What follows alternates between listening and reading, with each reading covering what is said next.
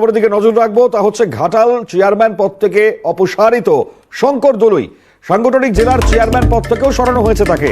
নতুন চেয়ারম্যান যার নাম সামনে আসছে রাধাকান্ত মাইতি। আরো একবার জানাই, রাধাকান্ত মাইতি তার নাম সামনে এসছে। সাংগঠনিক জেলার যে চেয়ারম্যান সেই পদ থেকেও সরানোর পর গতকাল যে বৈঠক হয় অভিষেক এবং দেবের মধ্যে, সেই বৈঠকের পরই এই সিদ্ধান্তে এসেছেন তারা। এই মুহূর্তে দেখাচ্ছি আপনাদেরকে, দেখুন পশ্চিম মেদিনীপুর ঘাটালের রাধাকান্ত মাইতি, তার নাম এই মুহূর্তে এআইটিসি তাদের যে প্রেস রিলিজ হয় তার মাধ্যমে, সংবাদ মাধ্যমে তারা জানিয়েছেন এবং তার মাধ্যমে আপনারা জানতে পারছেন। এই মুহূর্তে দেখাচ্ছি আপনাদেরকে নয়া চেয়ারম্যান যার নাম রাধাকান্ত মাইতি। শঙ্কর দলুই তাকে অপসারণ করে রাধাকান্ত মাইতি তাকে নিয়ে আসা হলো এবং খুব তাৎপর্যপূর্ণ, গতকাল আপনারা দেখেছিলেন দেবের সঙ্গে অভিষেক বন্দ্যোপাধ্যায়ের বৈঠক হয়েছিল ক্যামাক স্ট্রিটের অফিসে। সেই বৈঠকের পর এই সিদ্ধান্ত হয়েছে বলে খবর। কতটা তাৎপর্যপূর্ণ আরো বিস্তারিত জানাবেন রাজা সাহা, আমাদের প্রতিনিধি রয়েছেন টেলিফোন লাইনে। রাজা, এই অপসারণ কি মনে করা হচ্ছে? এখন তোমায় বলি যে দেবের সঙ্গে অভিষেক বন্দ্যোপাধ্যায়ের দীর্ঘ প্রায় 50 মিনিটের বৈঠক এবং তারপরে কিন্তু আজকে যেটা দেখা গেল যে শঙ্কর দলুই ঘাটাল তৃণমূল কংগ্রেস সাংগঠনিক জেলা কমিটির যিনি চেয়ারম্যান ছিলেন তাকে সরিয়ে দেওয়া হলো।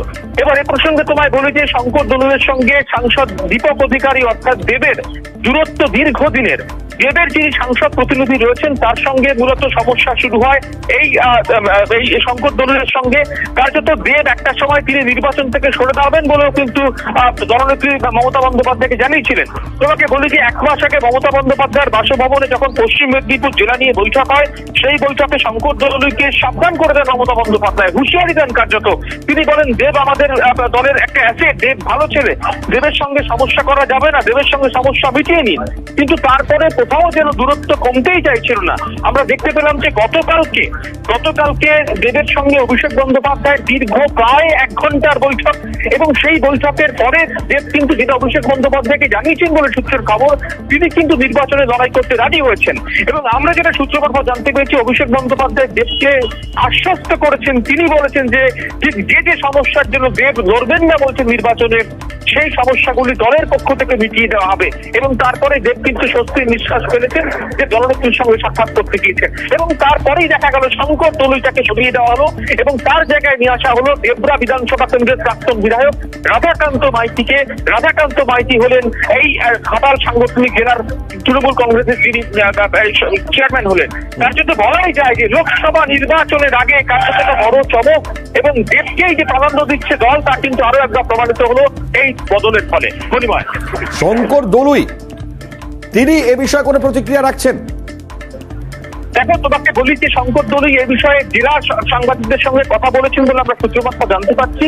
এবং তোমাকে বলি যে এই সমস্যাটা কিন্তু আজকের নয়, এই সমস্যাটা দীর্ঘদিন ধরেই চলছিল।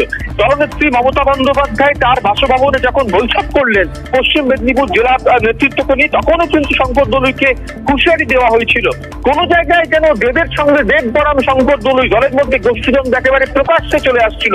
তার যত দেব, তুমি জানো যে রাজনীতির মানুষ নন, তিনি সাংসদ হয়েছেন।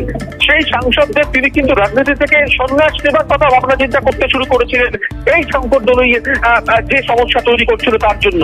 এবং গতকালকে যেটা সূত্রের খবর, যেটা মনে করা হচ্ছে, গতকালকে অভিষেক বন্দ্যোপাধ্যায়ের সঙ্গে বৈঠকের সময় তিনি তার সমস্যার কথাগুলি সবটাই তুলে ধরেন এবং শঙ্কর দলুইয়ের সঙ্গে কাজ করতে কি কি সমস্যা হচ্ছে সেই সবটাই অভিষেক বন্দ্যোপাধ্যায়কে খুলে দিয়ে বলেছেন বলে সূত্রের খবর। এবং তারপরে কিন্তু 24 ঘন্টা কাটতে না কাটতেই কিন্তু শঙ্কর দলুইকে দলের চেয়ারম্যান পদ, অর্থাৎ দলের ঘাটাল সাংগঠনিক জেলা কমিটির যে চেয়ারম্যান, সেই চেয়ারম্যান পদ থেকে সরিয়ে দেওয়া হলো।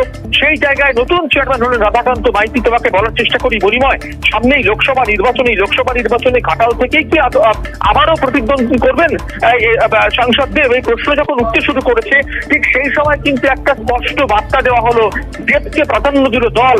অর্থাৎ এটা বলাই যায়, রাজনীতির কলাকুশলীরা বলছেন যে দেবকে আবার ঘাটাল লোকসভা কেন্দ্র থেকে প্রার্থী হতে দেখতে কিন্তু অবাক হওয়ার কিছু থাকবে না। মণিময়, দলের সঙ্গে দূরত্ব নয়, প্রাধান্যই পাচ্ছেন তাহলে দেব, এটা একদিকে স্পষ্ট হলো রাজা। একেবারেই তোমাকে বলি যে দলের সঙ্গে দূরত্ব নয়, গতকালকে তিনি কিন্তু স্পষ্ট করেছিলেন যে দল যেখানে বলবে সেখানে প্রার্থী হতে রাজি, এবং সেই বৈঠকের প্রায় 24 ঘন্টার মধ্যেই কাটতেই তোমাকে বলি যে দলের পক্ষ থেকে নোটিফিকেশন জারি করে কিন্তু জানিয়ে দেওয়া হলো যে শঙ্কর দলুইকে সরিয়ে দেওয়া হচ্ছে, নতুন চেয়ারম্যান হচ্ছেন ঘাটাল সাংগঠনিক জেলা কমিটির রাধাকান্ত মাইতি। এটা কিন্তু একটা বড় বার্তা দেওয়া হলো রাজনৈতিক ব্যক্তিত্বদের কাছে, যারা বলছিলেন, যে সমালোচকরা বলছিলেন যে দেব রাজনৈতিকভাবে সন্ন্যাস দেবেন বা দেব হয়তো অন্য কোনো জায়গা থেকে ভোটে লড়বেন। কার্যত যেভাবে দেবকে প্রাধান্য দেওয়া হলো তাতে করে মনে করাই যায় যে 2024-এও দেব পুনরায় সেই ঘাটাল লোকসভা কেন্দ্র থেকেই প্রতিদ্বন্দ্বিতা করবেন। একেবারে এবং এই জায়গায় আরো একটা বিষয় রাজা খুব তাৎপর্যপূর্ণ, তা হচ্ছে এই গোষ্ঠীদ্বন্দ্ব, দলের অন্দরের মধ্যেই যে অবস্থা সেটাও প্রকট হচ্ছে। দেখো খুব স্বাভাবিক দেখো শঙ্কর দলুইকে নিয়ে কিন্তু দেবের যে সমস্যা, দেব কিন্তু এটা দলের শীর্ষ নেতৃত্বকে বারংবার বলে এসছেন, এবং দেব এতটাই সমস্যার মধ্যে চলে গিয়েছিলেন তিনি কিন্তু যে একাধিক পদ থেকে ইস্তফা দিয়েছেন, তুমি দেখতে পেয়েছো গত 3রা ফেব্রুয়ারিতে। এবং সেই জায়গায় দাঁড়িয়ে কিন্তু তোমাকে যেটা বলার চেষ্টা করি যে দেব কিন্তু কার্যত তিনি দলনেত্রীকে জানিয়েছেন, এবং তিনি গতকালকে অভিষেক বন্দ্যোপাধ্যায়ের সঙ্গে যখন বৈঠক করেছেন তিনি কিন্তু সেই সময় সবটাই কিন্তু পুরোপুরি জানিয়েছেন দলের সর্বভারতীয় সাধারণ সম্পাদক অভিষেক বন্দ্যোপাধ্যায়কে, এবং অভিষেক বন্দ্যোপাধ্যায় কিন্তু দেবকে প্রাধান্য দিয়ে সব খোঁজ খবর নিয়ে যেটা মনে করা হচ্ছে তিনি রাজা, আমি একটু বিরত করছি তোমাকে, সঙ্গে থাকো। সিপিআইএম নেতা তন্ময় ভট্টাচার্য রয়েছেন আমাদের সঙ্গে টেলিফোন লাইনে। তন্ময়বাবু, স্বাগত আপনাকে সিএনএ। আমরা যে ছবি দেখতে পাচ্ছি, শঙ্কর দলুই যাকে ইতিমধ্যে ঘাটাল চেয়ারম্যান পদ থেকে অপসারণ করা হলো, গতকাল দেবের সঙ্গে অভিষেক বন্দ্যোপাধ্যায়ের বৈঠকের পরই অপসারণ, রাধাকান্ত মাইতি তাকে নিয়ে আসা হলো। দীর্ঘদিন ধরেই এই ব্যক্তি শঙ্কর দলুই তিনি দেবের সঙ্গে যে সমস্যা সেটা হয়েছে, তার পরবর্তী সময় দাঁড়িয়ে তাকে এই সরিয়ে দেওয়াটা একটা বড় তাৎপর্যপূর্ণ জায়গা। আপনি কিভাবে দেখছেন? এটাই তৃণমূলের সংস্কৃতি। তৃণমূলের সংস্কৃতিটা হচ্ছে দেব যখন ক্ষুব্ধ হলো, দেব যখন প্রায় নিজের সততার সার্টিফিকেট আদায় করার জন্য সিপিআইএম করা কাকা জ্যাঠার নাম উল্লেখ করলো এবং ও আর রাজনীতিতে থাকবে না এই কথা ঘোষণা করলো, তারপর অভিষেক ব্যানার্জি দেবকে ডেকে পাঠালেন। অভিষেক ব্যানার্জির সঙ্গে দেবের কথা হলো। এবার দেব বলল আমি রাজনীতি ছাড়লেও রাজনীতি আমায় ছাড়বে কিনা আমি জানি না। তার মানে দেব শর্ত দিয়েছিল যে শঙ্কর দলুইকে অপসারিত করতে হবে। দ্বন্দ্বটা ছিল দেবের সঙ্গে শঙ্কর দলুইয়ের। অভিষেক ব্যানার্জি দেবের পক্ষ নিলেন, শঙ্কর দলুইকে বলি করলেন। কালকে আবার আর একটা ইস্যুতে দেবকে বলি করবেন মমতা ব্যানার্জি, শঙ্কর দলুইকে পক্ষে নিয়ে নেবেন।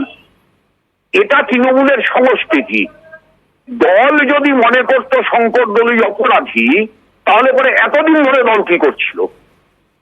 শঙ্কর দলুই সম্পর্কে অভিযোগ গতকাল উত্থাপিত হয়নি, আজ সকালে উত্থাপিত হলো না। শঙ্কর দলুই সম্পর্কে অভিযোগ রাজনীতির খবরাখবর রাখা মানুষ জানেন যে 2015-16 সাল থেকে উত্থাপিত হচ্ছে। এতদিন কি করছিল তৃণমূল কংগ্রেসের নেতৃত্ব? অভিযোগের সত্যাসত্য বিচার করবার জন্য কি উদ্যোগ নিয়েছিল, কি চেষ্টা করেছিল অভিযোগ ঠিক না ভুল সেটা জানার জন্য? এখন দেব খেতে গেছে, তাই দেবকে সন্তুষ্ট করতে হবে, অতএব শঙ্কর দলুইকে বলি দাও, দিয়ে দিলেন বলি। এখন 6 বছরের সাসপেন্ড না 9 বছরের সাসপেন্ড কি করবে আমি জানি না। আমার তো কুণাল ঘোষকে জিজ্ঞেস করতে ইচ্ছে করছে, কুণাল ঘোষের 6 বছরের সাসপেনশনটা কবে উইথড্র হয়েছে, আরাবুল ইসলামের 6 বছরের সাসপেনশনটা কবে উইথড্র হয়েছে। এখন উত্তম সর্দার 6 বছরের সাসপেন্ড, তারটা অলরেডি উইথড্র হয়েছে কিনা আমি তাও জানি না।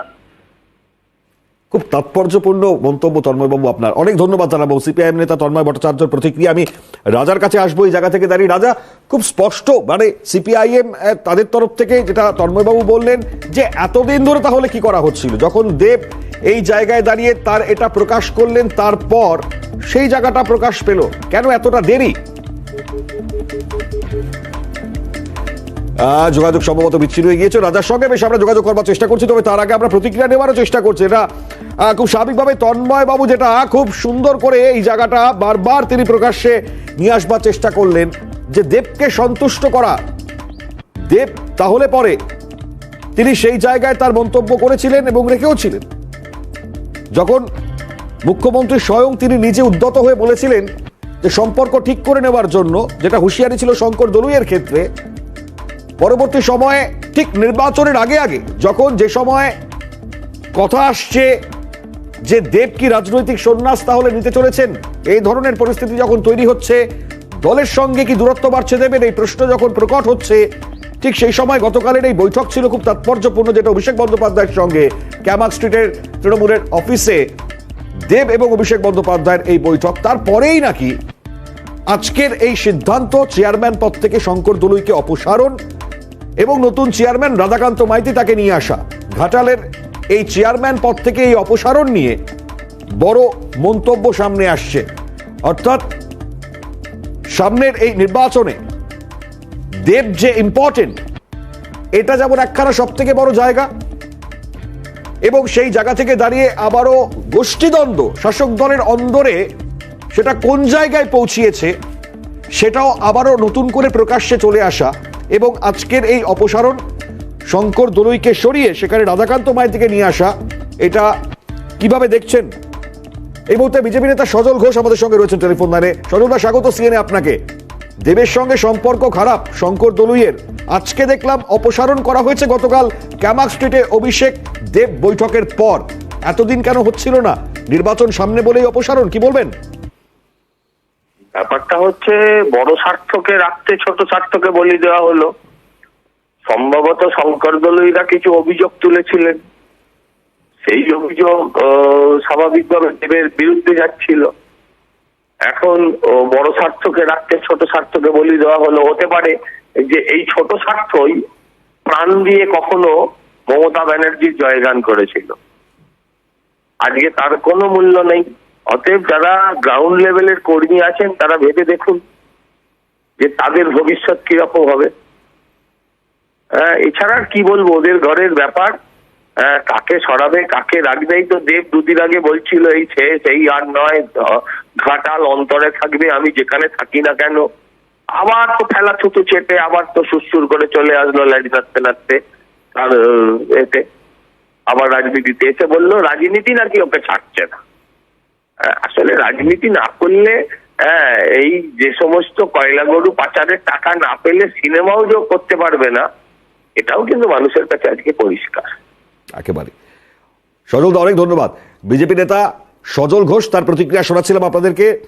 আমরা দেবেরও প্রতিক্রিয়া পেয়েছি এ বিষয়ে, আমরা আমরা আমরা দেবেরও প্রতিক্রিয়া পাচ্ছি। এই কারণেই এই প্রতিক্রিয়া খুব তাৎপর্যপূর্ণ, কারণ দেব যে মন্তব্য করেছেন যে রাজনীতি আমি যদিও ছাড়ি কিন্তু রাজনীতি আমায় ছাড়বে না, কি মন্তব্য তিনি ঠিক করেছেন এবং কি বা বোঝাতে চেয়েছেন, এই ঘটনা সামনে আসবার পর অনেকটা তাৎপর্য বাড়ছে এই মন্তব্যের। শোনাই আপনাদেরকে দেবের মন্তব্য। আমি আজকে একটাই কথা বলবো, যেটা আমি লাস্ট যখন এয়ারপোর্ট থেকে বেরিয়ে বলেছিলাম কি আমি চাইলেও যে আমি বেরিয়ে যাব বা আমি দাঁড়াবো না সেটা হবে না। দিদির মতামত খুব ইম্পর্টেন্ট। আজকের জন্য একটা লাইনই বলতে পারবো বা বলতে চাই কে যা বুঝতে পারছি, যা দেখতে পাচ্ছি, আমি রাজনীতি ছাড়লেও আমার মনে হয় রাজনীতি আমাকে ছাড়বে না। এই এই এই মন্তব্যটা খুব তাৎপর্যপূর্ণ এই সময় দাঁড়িয়ে, এবং যখন এই মন্তব্যের ব্যাখ্যা আমরা খুঁজছিলাম, আমরা যখন এই মন্তব্যের ব্যাখ্যা খুঁজছিলাম তখন অনেকেই বলছিলেন, নিন্দুকেরা যেটা বলছিল যে রাজনীতি থেকে সন্ন্যাস নিতে চলেছেন হয়তো দেব, দলের সঙ্গে সম্পর্ক দূরত্ব বাড়ছে এমনটা মনে হচ্ছিল। সেই জায়গায় তার এই জায়গা খুব ইম্পর্টেন্ট ছিল। আমরা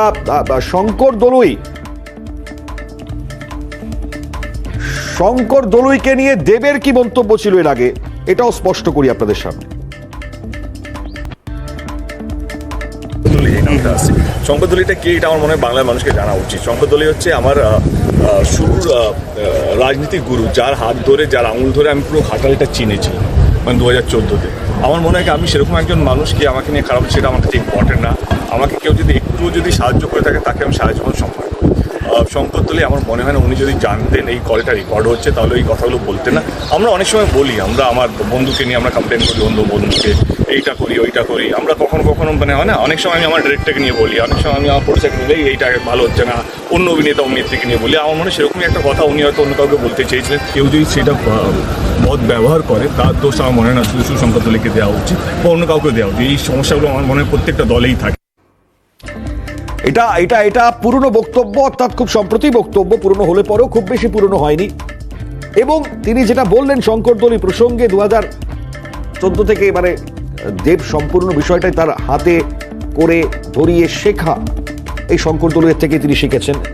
এখন এই প্রসঙ্গগত জায়গা যখন তিনি উত্থাপন করে এবং তার পরবর্তী পরিস্থিতি সম্বন্ধে যখন তিনি অবগত করছিলেন, আজকে দাঁড়িয়ে ঘাটালে তৃণমূলের এই পথ থেকে এই অপসারণটা, মানে দেব যখন একদিকে বলছেন তার সঙ্গে সম্পর্ক ভালো, তার জন্যই দেব ঘাটালকে চিনেছেন, আজকে তাকে অপসারণটা ঠিক এই জায়গা নিয়ে এই প্রশ্নের জায়গাটা অনেকটা বড় বা চওড়া হচ্ছে।